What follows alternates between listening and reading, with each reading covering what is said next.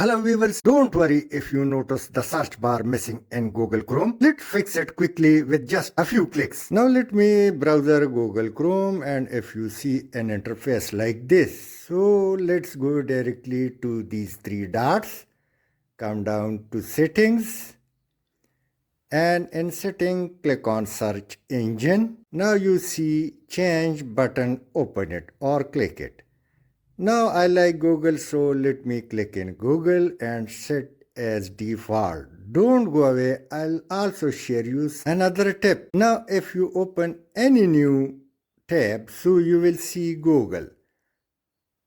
And you can see add shortcut button, just click it. Above is name, so write your name, and below is URL, so provide your desired or channel link. You would like, click on done, and the shortcut has been created. Now in case if I open new tab, I'll see Google search bar, and below is the shortcut of my channel, so I can directly reach my channel. Thanks for watching.